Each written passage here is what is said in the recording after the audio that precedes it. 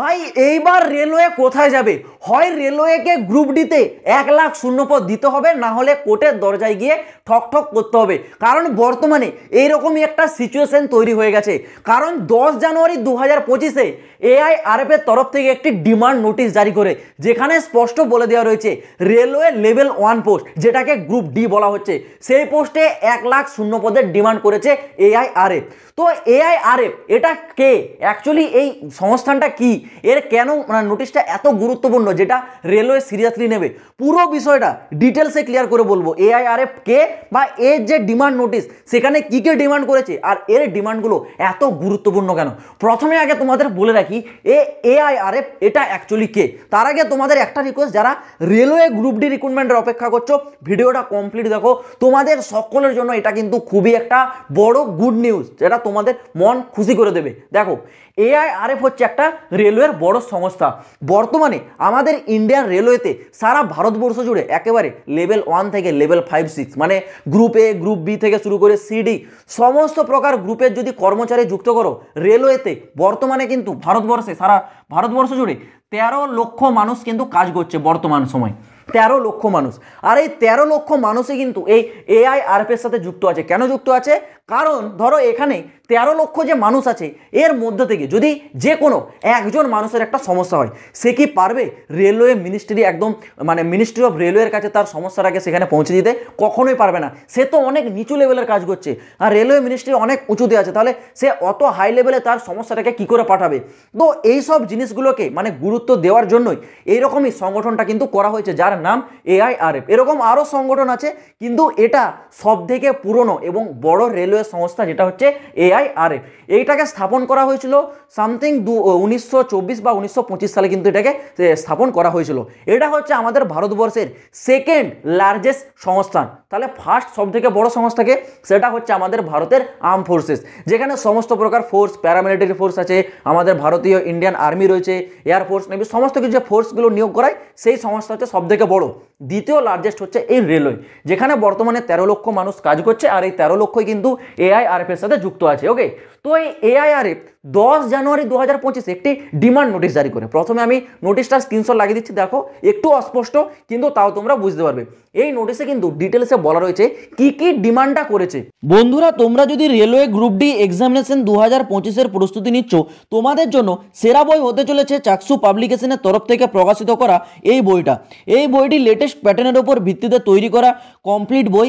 এই বইটিতে chapter wise থিওরির সাথে সাথে PYQSও দেওয়া রয়েছে, যেগুলি তোমাদের জন্য খুবই কার্যকরী প্রমাণিত হতে চলেছে। এর সাথেই চাকসু পাবলিকেশনের তরফ থেকে রেলওয়ে গ্রুপ ডি এক্সাম 2025-এর প্র্যাকটিস সেট পাওয়া যায়, এবং তার সাথেই রেলওয়ে জিকে, রেলওয়ে ম্যাথ এবং রেলওয়ে রিজনিংয়ের চ্যাপ্টার ওয়াইজ বই পাওয়া যায়, যেগুলি তোমাদের প্রস্তুতিকে আরও মজবুত করে তুলবে। তোমরা যদি এই বইগুলি কেনার কেউ ইন্টারেস্টেড থেকে থাকো, এই বইগুলি অনলাইন থেকে কেনার লিঙ্ক আমি ভিডিও ডেসক্রিপশনে দিয়ে রাখছি, চাইলে তোমরা গিয়ে অনলাইন থেকে একবার চেক আউট করে দেখতে পারো। দেখো, এখানে যে তোমাদের ডিমান্ড নোটিশটা জারি করেছে এআইআরএফ, সেখানে মেনলি কিন্তু 3টা ডিমান্ড হচ্ছে, যেটা মেন ইম্পর্টেন্ট। আমি সেই 3টা ডিমান্ডের কথা বলছি। প্রথম যে ডিমান্ডটা করেছে, সেই ডিমান্ডটা হচ্ছে তোমাদের কবচ সিস্টেমের উপর। কবচ সিস্টেমটা কি? তোমরা দেখেছো যখন করমণ্ডল এক্সপ্রেস দুর্ঘটনাটা ঘটেছিল, সেখানে কিন্তু এই কবচ সিস্টেম নিয়ে একটা বড় ধরনের কিন্তু সমালোচনা সৃষ্টি হয়, যে কবচ সিস্টেম এখনও লাগানো হয়নি কেন। তো এই কবচ সিস্টেমটা অ্যাকচুয়ালি কি? কবচ সিস্টেম হচ্ছে, যদি একটা রেলওয়ে লাইনের মধ্যে দুদিক থেকে দুটো ট্রেন চলে আসে, একটা কয়েকশো মিটার দূরত্ব, সেটা 500 বা 400 এরকম মিটার দূরত্বের মধ্যে কবচ সিস্টেমটা কিন্তু কাজ করে দুটি রেলকে দুদিক থেকে কিন্তু ব্রেক লাগিয়ে দাঁড় করে দেবে। এই কবচ সিস্টেমটা কিন্তু অনেক জায়গায় এখনও লাগানো নেই, এখনও। এই কারণে ডিমান্ড নোটিশে বলা হয়েছে কবচ সিস্টেম যেন রেলওয়ে তাড়াতাড়ি লাগায়, এর জন্য যে বাজেট দরকার, সেই বাজেটের ওপর যেন রেলওয়ে খুব তাড়াতাড়ি কাজ করে। কে বলেছে? না, এআইআরএফ এর যে জেনারেল সেক্রেটারি, তার তরফ থেকে কিন্তু এটা মিনিস্টার অফ রেলওয়েকে লেখা হয়েছে। সেকেন্ড ডিমান্ড কি? সেকেন্ড ডিমান্ড তোমাদের রেলওয়ের মেডিকেল ফ্যাসিলিটি। দেখো, রেলওয়ের তো মেডিকেলের জন্য আলাদা হাসপাতাল রয়েছে, কিন্তু সেখানে ফ্যাসিলিটি যেন আরও উন্নত করা হয়, বিভিন্ন চিকিৎসার যন্ত্রপাতি বা সেখানে যাবতীয় যা প্রয়োজন, সেগুলোকে যেন আরও উন্নত মানের করা হয়, এটারও কিন্তু ডিমান্ড করেছে। আর সবথেকে বড় যে ডিমান্ড, যেটা তোমাদের প্রয়োজন, সেটা হচ্ছে ভ্যাকেন্সি সম্বন্ধে, যেখানে বলেছে রেলওয়ে লেভেল 1 পোস্ট মানে যেটাকে আমরা গ্রুপ ডি পোস্ট বলছি, সেই পোস্টে কম করেও 1 লাখ শূন্যপদ দিতে হবে। কারণ এই ভ্যাকেন্সিটা লাস্ট জারি হয়েছিল 2019 সাল, আর এখন চলছে 2025 জানুয়ারি, মানে প্রায় 5 বছর পর কিন্তু নিয়োগ আসছে। এই 5 বছরে রেলওয়ে শূন্যপদ কত দিয়েছে? মাত্র 32,000। এই 32,000 শূন্যপদ দেওয়াতে এআইআরএফ বলছে এটা হচ্ছে রেলওয়ের সাথে, রেলওয়ে সেফটির সাথে খেলা করা। কারণ এখানে 32,000 কর্মী কিন্তু রেলওয়েটাকে পুরো সামলাতে পারবে না। যেখানে 5 বছর কোনো কর্মী নিয়োগ হয়নি, সেখানে কম করেও 1 লাখ শূন্যপদ দেওয়ার কথা, দিয়েছে কত না 32,000। আবার আইটিআইকে সরিয়ে দিয়েছে, তোমরা সকলেই জানো আইটিআই সরে গেছে, মাত্র 10 পাস করে দিয়েছে।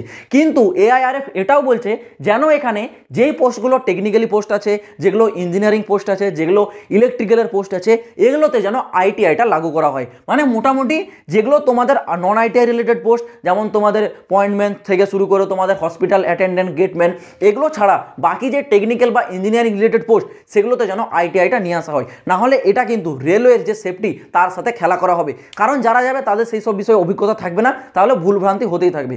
আর এইটা যেন তোমাদের আইটিআই লাগু করা হয়, এবং আইটিআই লাগু করার সাথে সাথেই শূন্যপদ যেন তোমাদের আরও বাড়িয়ে এটাকে কম করো 80,000 থেকে 1 লাখের কাছাকাছি পৌঁছে দেয়। কারণ বর্তমান যে শূন্যপদ সেটা 32,000। ভাই 32,000 শূন্যপদে কিন্তু কিচ্ছু হবে না, এটা কিন্তু অন ডিমান্ডে বলে দিয়েছে যে 1 লাখ শূন্যপদ দরকার। এবার দেখো এআইআরএফ এর কথা রেলওয়ে কেন শুনবে?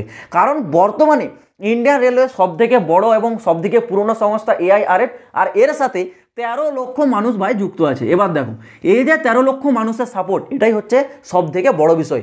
রেলওয়ে যদি এর কথাটাকে ভাই এড়িয়ে দেয়, তাহলে এর সাপোর্টে কত লোক আছে? 13 লক্ষ। এ কিন্তু রেলওয়ে যে মিনিস্ট্রি সেটাকে পুরো হিলিয়ে দেবে একাই, কারণ এর ক্ষমতাটা আছে। এখানে 13 লক্ষ মানুষের সাপোর্ট আছে, এ চাইলে নিজে থেকে একটা নতুন করে পার্টিও গঠন করে নিতে পারে। কারণ এখানে 13 লক্ষ মানুষের সাপোর্ট ভাই, বুঝতে পারছো যে পুরো 13 লক্ষ মানুষের সাপোর্ট। এই কারণে রেলওয়েকে যে ডিমান্ডটা রেখেছে, এই ডিমান্ডটা তো ভাই কিছু করার নেই, শুনতেই হবে। যেখানে 1 লক্ষ শূন্যপদ বলেছে, সেখানে হয়তো তোমাদের 70 থেকে 80,000 শূন্যপদ করতে পারে, এরকম একটা পুরো সম্ভাবনা আছে। কারণ নোটিশ যেহেতু জারি হয়েছে, মানে রেলওয়েকে এর ব্যাপারে একটা মানে বড় সড়ো কিছু একটা পদক্ষেপ নিতেই হবে। হয়তো তোমাদের এই নিয়ে আবারও কোনো নোটিশ আসবে ভবিষ্যতে, যদি আসে আমি তোমাদের জানিয়ে দেবো। তবে এটা তোমাদের জন্য একটা বিরাট বড় খবর যে শূন্যপদ হয়তো তোমাদের বাড়তে পারে, কারণ নোটিশটা জারি করেছে ভাই এআরএফ, কোনো মামুলি সংস্থা নয়, অনেক বড় সংস্থা, ঠিক আছে? তো যাই হোক, ভবিষ্যতে কি আপডেট আসে দেখা যাক, আমি তোমাদের জানিয়ে দেবো, চিন্তা করতে হবে না। তোমরা যদি নতুন হয়ে থাকো চ্যানেলটা সাবস্ক্রাইব করে রাখবে, আমি তোমাদেরকে এরকমই প্রতিটা লেটেস্ট আপডেট সব থেকে আগে পৌঁছে দেবো। তো চলো বন্ধুরা, আজ ভিডিওটা এই পর্যন্ত থাক, দেখা হচ্ছে আবার পরের ভিডিওতে নতুন কোনো আপডেটের সাথে। জয় হিন্দ, বন্দে মাতরম।